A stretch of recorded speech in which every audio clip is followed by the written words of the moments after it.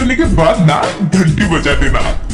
ताकि मैं जब भी कोई नया वीडियो अपलोड करूँ तो तुम्हारी फोन की भी घंटी